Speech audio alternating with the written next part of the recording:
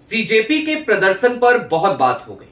अब बात वास्तविक विपक्ष की, बात राहुल गांधी की, बात अखिलेश यादव की, बात इंडिया अलायंस की, ममता बनर्जी जैसे नेताओं की। 35 से ज्यादा पार्टियों ने, लगभग 36 पार्टियों ने राहुल गांधी को अपना नेता स्वीकार कर लिया है, तमाम मतभेदों को भुलाकर। यहां तक कि भारतीय जनता पार्टी, जो बीते कुछ दिनों से लगातार गोदी मीडिया के माध्यम से नई नई सुर्खियां छपवा रही थी कि इंडिया गठबंधन टूट गया। 8 जून की बैठक तय हुई थी, लेकिन 8 जून की बैठक में फलाने नहीं आएंगे, ढिमकाने शामिल नहीं होंगे, उन्होंने चिट्ठी लिख दी। वो सारी बातें धरी की धरी रह गई। झारखंड के राज्यसभा चुनावों को लेकर जो आकलन किया जा रहा था, वो आकलन भी धरा का धरा रह गया और खुल करके चेहरे सामने आ गए कि कौन है जो इंडिया गठबंधन को तोड़ने में जी जान से जुटा है और क्यों तोड़ना चाहता है। जी हां, 24 घंटे बाद, या अब तो तकरीबन 17, 18, 19 घंटे बाद इंडिया गठबंधन की बैठक देश के दिल, देश की राजधानी दिल्ली में होने जा रही है। झारखंड मुक्ति मोर्चा तो आएगा ही, तमाम पार्टियां आएंगी, सीपीआई-एम भी आएगा, वाम दल भी आएंगे, जिन्होंने अपनी सरकार केरल में कांग्रेस के हाथों गंवा दी। और इसके साथ ही साथ सबसे बड़ी खबर यह कि ये सभी कांग्रेस को अपना नेता मानते हुए आएंगे। सारी बातें जरा विस्तार से करेंगे। नमस्कार, मैं स्वप्निल और आप मुद्दा देख रहे हैं। दोस्तों, आगे बढ़ें उससे पहले वही छोटी सी अपील। मुद्दा इन दिनों एक गंभीर आर्थिक संकट से जूझ रहा है।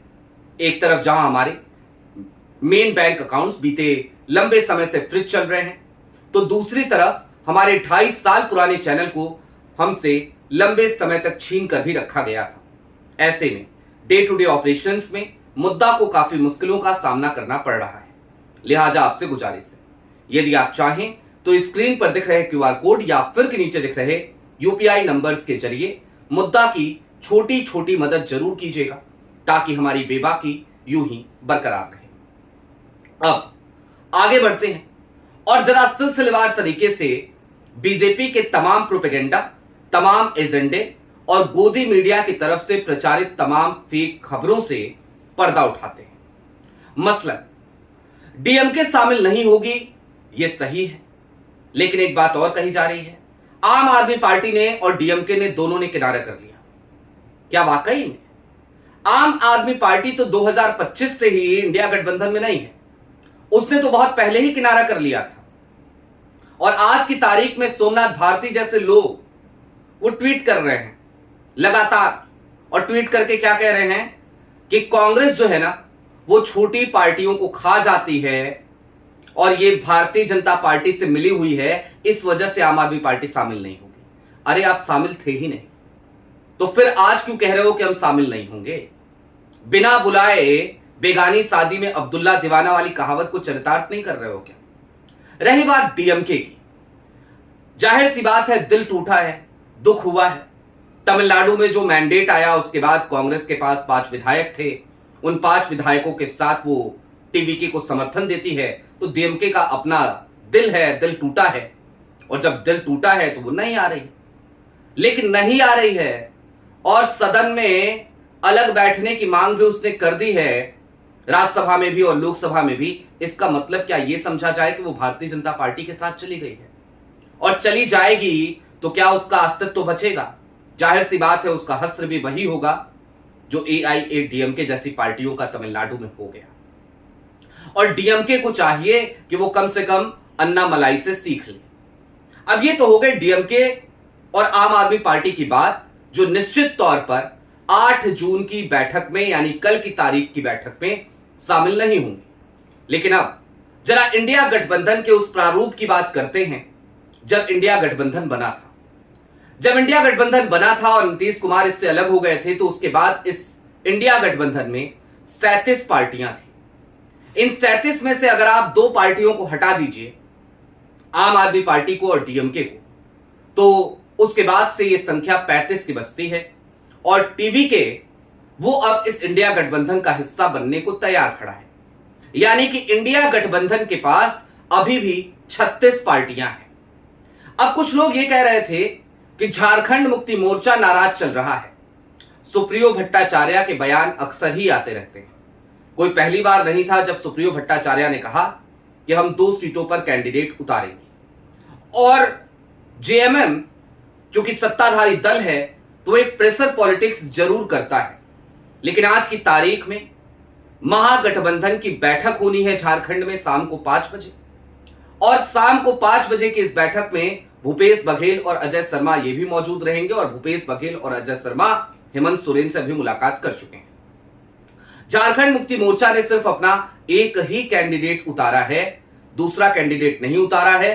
दूसरा कैंडिडेट प्रणव झा हैं जो कांग्रेस पार्टी के हैं, और महागठबंधन की तरफ से सिर्फ 2 ही कैंडिडेट हैं। बाकी जो 2 कैंडिडेट का जिक्र आ रहा है, उन कैंडिडेट्स के पीछे कौन है ये पता नहीं। गौरव वल्लभ ने नामांकन खरीदा, एक रेड्डी साहब हैं, वो आंध्र प्रदेश से आकर के अपना नामांकन पत्र खरीद लेते हैं, नॉमिनेशन फॉर्म खरीद लेते हैं। लेकिन इन लोगों के पास क्या 10 विधायकों का समर्थन भी है सिर्फ प्रस्तावक के लिए, क्योंकि उस नामांकन फॉर्म को भरने के लिए भी 10 विधायकों की जरूरत पड़ेगी। और जाहिर सी बात है, हॉर्स ट्रेडिंग की कोशिश भारतीय जनता पार्टी वहां करेगी, करने की कोशिश में पुरजोर लगी हुई है, क्योंकि 2 सीटों पर राज्यसभा चुनाव है। लेकिन जेएमएम ने यह ऐलान कर दिया है कि वो महागठबंधन के साथ है, वो कांग्रेस के प्रत्याशी प्रणव झा के साथ है, और वहां कोई दार नहीं है, कोई टेंशन नहीं है। और कल की होने वाली बैठक में भी जेएमएम शामिल होगी। आरजेडी जाहिर सी बात है वो आएगी ही आएगी। ममता बनर्जी आएंगी, अखिलेश यादव आएंगे। अभिषेक बनर्जी दिल्ली आ चुके हैं, ममता बनर्जी पश्चिम बंगाल से निकल चुकी हैं दिल्ली के लिए, फिलवक्त की जो खबर आ रही है। अब चलते चलते इस बात को समझिए कि इंडिया गठबंधन की इस बैठक से आखिरकार इतनी चिंता क्यों हो रही है भारतीय जनता पार्टी को। और मैं तो इसको 6 जून की तारीख से, यानी कल की तारीख से भी जोड़ करके देखना चाहता हूं। यह बैठक 6 जून को होने वाली थी, लेकिन 6 जून को ही सीजेपी का प्रोटेस्ट हुआ।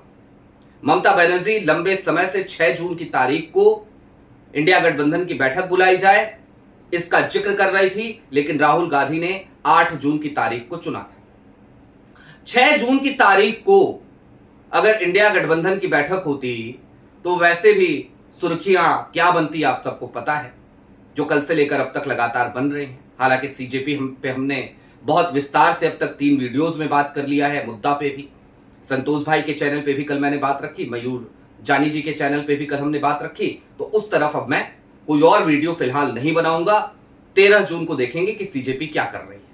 हालांकि अब आकलन करने के लिए सीजेपी में कुछ बचा नहीं है मेरे पास। सीजेपी क्या है उसका मुखौटा उतर चुका है, इससे ज्यादा कुछ नहीं है। लेकिन दोस्तों अब चलते चलते इस बात को समझिए कि आज की तारीख में कांग्रेस और राहुल गांधी का नेतृत्व वो मजबूरी बन चला है उन तमाम क्षेत्रीय दलों के लिए जो दल अपने अस्तित्व को बचा करके रखना चाहते हैं। क्योंकि अगर वो अब भी राहुल गांधी के नेतृत्व को नहीं मानेंगे, राहुल को अपना नेता नहीं मानेंगे, कांग्रेस के झंडे तले इंडिया अलायंस का निर्माण नहीं करेंगे और इंडिया अलायंस के बैनर तले वो भारतीय जनता पार्टी से लड़ाई नहीं लड़ेंगे, तो ममता बनर्जी निपट चुकी हैं, आरजेडी को निपटाया जा चुका है, देश के तमाम क्षेत्रीय दल वो सब हाशिए पे डाले जा चुके हैं। जेएमएम बची है, अखिलेश यादव बचे हैं। अखिलेश यादव 2027 का विधानसभा चुनाव है, इस बात को भली भांति तौर पर वो भी जानते हैं, समझते हैं कि अगर उत्तर प्रदेश में चुनाव जीतना है तो इंडिया गठबंधन की जरूरत पड़ेगी, और इंडिया गठबंधन की अगर जरूरत पड़ेगी तो उसका सिर्फ एक ही तरीका और तरीकेकार है कि भले ही उत्तर प्रदेश में हम बड़े भाई की भूमिका में रहें, लेकिन जब बात राष्ट्रीय फलक की राजनीति की होगी तो हमें कांग्रेस के नेतृत्व में ही काम करना पड़ेगा। और यह करना इन सब की मजबूरी भी है। ऐसा नहीं है कि कोई बहुत बड़ा दिल दिखाया जा रहा है इन तमाम गठबंधन के दलों के जरिए। मैं बिल्कुल नहीं, इस बात को बिल्कुल नहीं स्वीकार करूंगा। कांग्रेस देखिए, कांग्रेस का फोकस 2027 नहीं है, फिलहाल 2027 है लेकिन उत्तर प्रदेश नहीं। कांग्रेस का फोकस पंजाब है, कांग्रेस का फोकस गोवा है, कांग्रेस का फोकस उत्तराखंड है। हालांकि उत्तराखंड में स्थिति अभी भी बहुत ज्यादा अच्छी नहीं है कांग्रेस की, लेकिन उसका फोकस है वहां। उत्तर प्रदेश में उसका फोकस अभी उस तरीके से नहीं है, क्योंकि उसे पता है कि वहां पर उसे गठबंधन धर्म के साथ जाना है। लेकिन अगर गठबंधन धर्म का पालन अखिलेश यादव नहीं करेंगे तो कांग्रेस मजबूर नहीं है। कांग्रेस फिर उस कहावत को भी चरितार्थ कर सकती है कि खेलेंगे तो खेलेंगे, नहीं तो खेल बिगाड़ेंगे। और खेल बनाना भले कांग्रेस के हाथ में ना हो, लेकिन खेल बिगाड़ना हर जगह पे है। लिहाजा ये कांग्रेस की ताकत है या कमजोरी है, इसको आप जिस तरीके से इसका आकलन करना चाहे कर लीजिएगा, लेकिन ये कड़वी हकीकत है, कड़वी सच्चाई है। और कांग्रेस को भी इस पर विचार करना चाहिए। आज की तारीख में मैं सीधा क्लीन चिट कांग्रेस को भी नहीं दे रहा हूं कि आज की तारीख में ऐसी स्थिति उसकी क्यों हो गई है कि वो खेल बना पाए या ना बना पाए, बिगाड़ने में वो ताकतवर है। तो उसे खेल बनाने के बारे में भी सोचना पड़ेगा।